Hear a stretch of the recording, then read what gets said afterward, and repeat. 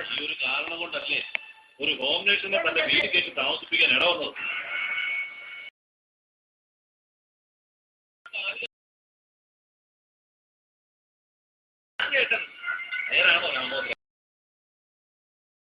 എന്റെ മോളെ ചില കാര്യങ്ങൾ മനസ്സിലാക്കിക്കണമെന്നേ ഉണ്ടായിരുന്നുള്ളൂ. ആരുമില്ലാതായാലും അവൾ മരക്കത്തോടെ ജീവിക്കണം. അതെന്റെ ഒരു സ്വാർത്ഥതയാണ് കൂട്ടി. മോളെ പാഠങ്ങൾ പറഞ്ഞ് മനസ്സിലാക്കാൻ ഇങ്ങനെയുള്ള ഏർപ്പാട് ആവശ്യമുണ്ടോ?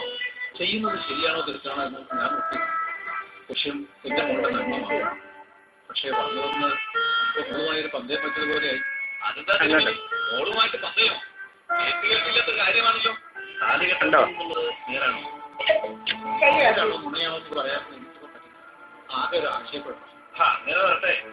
താലിയൊന്ന് ചാർജ് ചെയ്യാൻ കൊള്ളാവുന്ന നിന്റെ ഉള്ളിലൊരു മോഹം കിടപ്പുണ്ട്. അതാ സംഗതി. ഒരു പക്ഷെ അങ്ങനെ ഒരു സംഗതി ഉണ്ടായിരിക്കാം. ഞാനും വിചാരങ്ങളും വികാരങ്ങളും ഉള്ള ഒരു മനുഷ്യൻ തന്നെയല്ലേ. ഒരു ജീവിതം എനിക്കും ഉണ്ടാവുന്നതിൽ എന്താ തെറ്റ്? ഒരു തരക്കേടുമില്ല. ആയിക്കോ, ആരെങ്കിലും പറഞ്ഞോ വേണ്ട. വളരെ കഷ്ടപ്പാടിൽ വളർന്നു പെണ്ണ. രോഗിയായാലും അമ്മയും തൊഴിലില്ലാത്തൊരു സഹോദരനും മാത്രമാണ് സ്വന്തക്കാരായിട്ടുള്ളത്. ഇതൊക്കെ കൊടുക്കുന്ന ഒരു ബാധ്യതയെ തീരില്ലേ തിരുമേനി? അതൊന്നും നോക്കിട്ട് ഒരു കാര്യമില്ല. സംഗതി നടക്കട്ടെ രാഘോദര. സുമയ്ക്ക് പ്രായം അങ്ങ് ഏറി പോയിട്ടുണ്ടെങ്കിലും ഇതുവരെ വിവാഹം നടന്നിട്ടില്ല. അവൾക്ക് ഒരു ജീവിതം കിട്ടുകയാണെങ്കിൽ അതൊരു നല്ല കാര്യമല്ലേ. അതുകൊണ്ട് താലി കെട്ട യഥാർത്ഥത്തിലുള്ളത് തന്നെയാണെന്ന് അങ്ങോട്ട് കരുതിക്കൊണ്ട്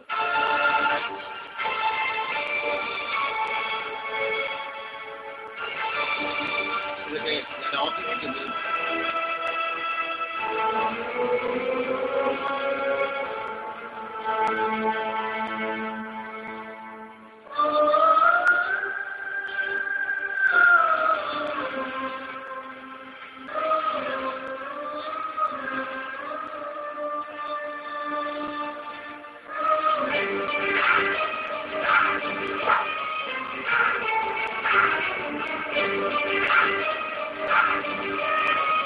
എനിക്കൊരു കാര്യം പറയാനുണ്ടായിരുന്നു.